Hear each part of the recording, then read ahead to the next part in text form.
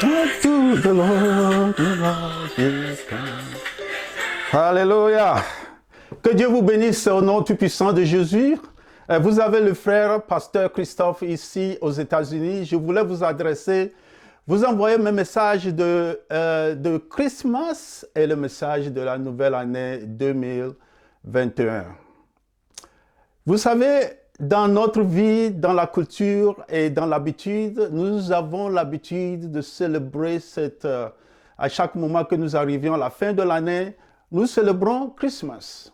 Et on se réjouit de ce que nous avons l'habitude à faire. Mais avant de vous donner l'idée que je voulais partager avec vous aujourd'hui à travers la parole de Dieu, aujourd'hui, nous avons de la neige, 8 grandes neiges à pleuvoir aujourd'hui. Et ce qui s'est passé, c'est vraiment ce qui a fait que personne n'a eu le temps d'aller travailler et faire quelque chose parce qu'on nous a avisé le jour avant. Donc, nous nous préparons pour ce jour-ci.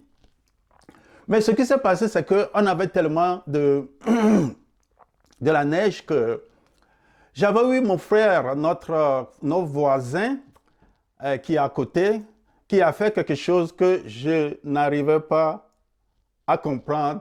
Non pas parce qu'il a fait quelque chose de très mauvais, parce que j'étais tellement béni par son action que je me suis dit, ceci c'est quelque chose qui semblait pour moi comme un don de Christmas. Un don, un cadeau de Christmas, quelque chose qui m'a été donné. Notre voisin, je me suis préparé pour aller enlever la neige devant notre garage. Et voilà, le frère est venu m'aider à faire ceci. Il a déjà commencé à le faire. Je le regardais, il continue, il commence à travailler. Je me suis dit, qu'est-ce qui ne va pas? Je pensais qu'il va partir, faire un peu. Mais il a commencé jusqu'au point où il m'a aidé jusqu'à finir le travail. Ça m'a beaucoup parlé. Son action m'a beaucoup touché et je ne sais même pas ce qu'il faut dire. Je peux être ici pour spéculer ou en train de parler, peut-être parce que ceci, peut-être parce que cela. Quelque chose que j'ai compris de cet acte, c'est que Dieu est en train de faire quelque chose. Quand Dieu est en train de faire quelque chose, il fallait le voir par la foi et croire que c'est le début d'un miracle ou bien de bénédiction dans ma vie. Ce que je suis en train de dire aujourd'hui, d'habitude, comme je le disais, nous avons l'habitude d'expérimenter ou bien d'attendre que les gens nous donnent des cadeaux. Nous avons l'habitude de dire, bon, je vais le faire parce qu'il a fait. Donc, il y a des coutumes que nous pratiquons de temps en temps quand il s'agit de changer de cadeau, tout ça là. Mais le cadeau que je voulais parler ce matin, c'est la lumière de Jésus. Jésus est venu, Jésus c'est la lumière. Et toi et moi, nous avons la mission pour faire savoir aux gens qu'ils en ont besoin de voir cette lumière ou de recevoir cette lumière. Dieu, comme je le disais, Dieu voulait faire quelque chose dans notre vie. Et ce qu'il voulait faire, ce n'est pas seulement dans ma vie, dans ta vie aussi.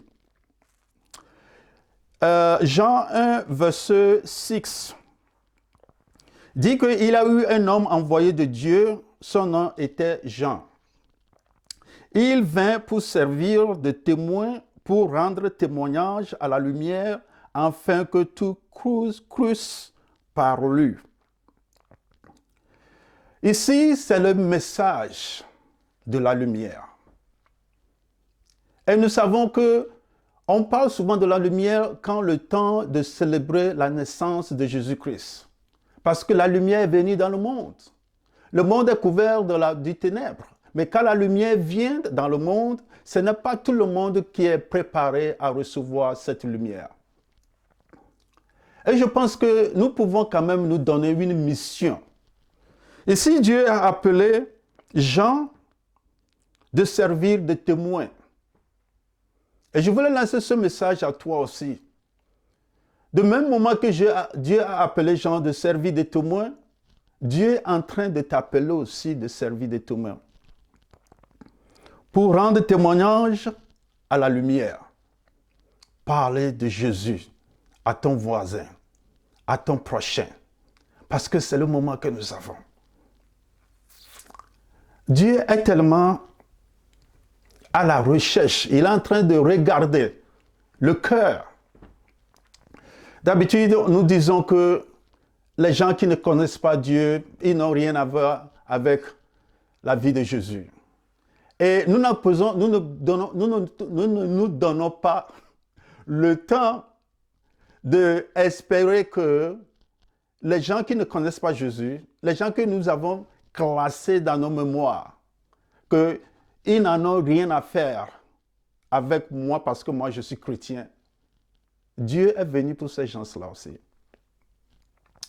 Parce que Dieu est venu pour tout le monde, est venu ces gens-là que nous voyons qu'ils ne peuvent pas s'approcher de nous. C'est pour cela notre mission, c'est de témoigner de cette lumière. Dieu voulait faire des grandes choses dans ta vie. Il a même dit que quand tu crois et tu reçois, tu le reçois, tu es devenu enfant de Dieu. Tu dois croire et tu dois recevoir Jésus-Christ. Ce qui veut dire que ouvre ton cœur à lui. Il voulait te racheter là où tu es. Il voulait te pardonner de tes péchés. Il voulait te prendre, te rendre, convaincre qu'il y a une belle vie pour toi. Est-ce que tu es prêt pour recevoir cette belle vie? Voilà notre mission. Je sais que tu peux être là, peut-être que tu ne connais rien de ce que nous sommes en train de parler. Peut-être que Christmas ou bien la nouvelle année, c'est devenu de coutume que tu n'arrives même pas à comprendre. Mais je voulais te dire en ce moment précis que tu es sur le plan de Dieu. Dieu voulait faire quelque chose dans ta vie. Souvent, nous négligeons ces gens-là. Si je pense un peu de la généalogie de Jésus-Christ, nous allions dans Matthieu, dans l'évangile de Matthieu. Quand tu vois la généalogie de Jésus, tu vas voir les noms des gens qui font partie de la généalogie de Jésus. Et ces gens-là, que aujourd'hui, si tu vois ces gens-là aujourd'hui, tu vas dire que moi, je n'ai rien à faire avec celui-ci, je n'ai rien à faire avec celui-là. Quelqu'un comme Ruth. Je sais que tu as entendu parler de Ruth. Ruth n'est pas d'Israël, mais qu'est-ce qui s'est passé? Il a été ajouté au nom de ceux-là qui sont le peuple de Dieu. Théma, T-A-M-A-R. La même chose.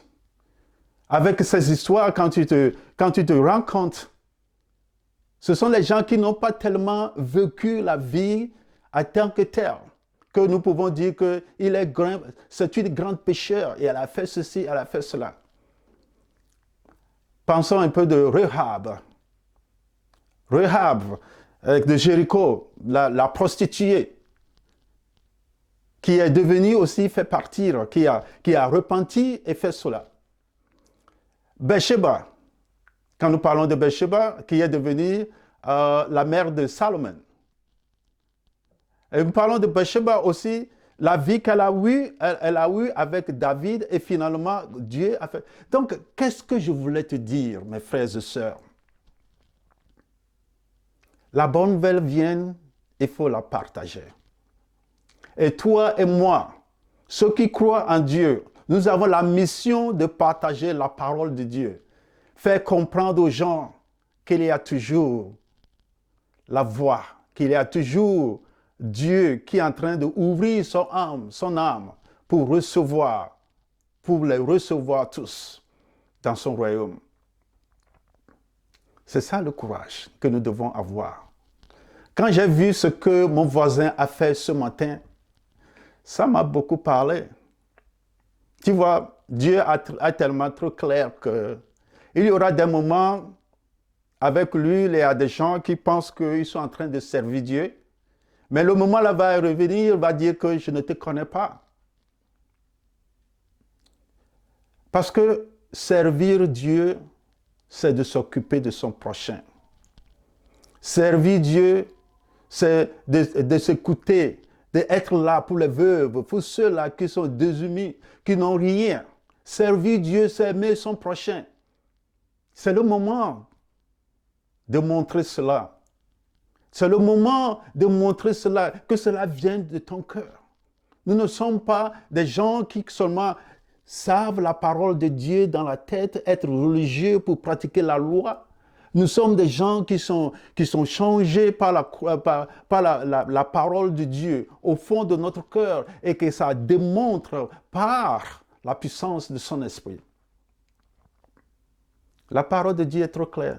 Quand tu crois et tu le reçois, il te donne la puissance de devenir enfant de Dieu. Ouvre ton cœur. Si tu ne l'as pas encore reçu, de recevoir ce Jésus. Et si tu as déjà reçu Jésus et tu ne sais pas ce qu'il faut faire, sois le missionnaire cette fois-ci pour déclarer aux gens à propos de cette lumière. Dieu est grand.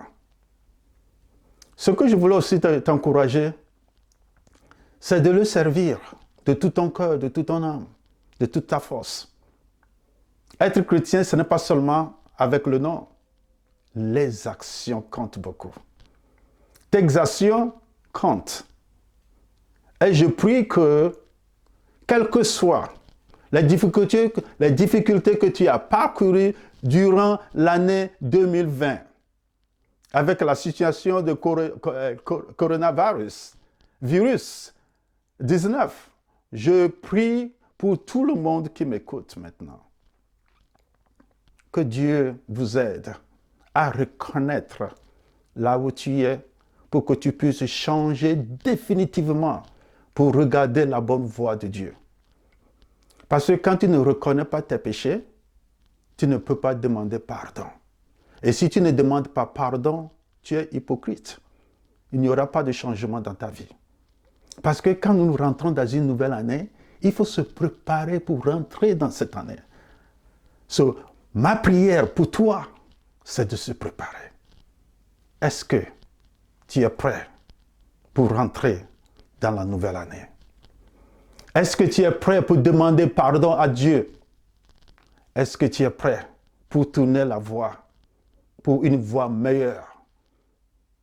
Pour que quand les gens te voient, qu'ils sachent que Dieu est avec toi. Que Dieu te bénisse. Sois un missionnaire de Jésus-Christ. Amen.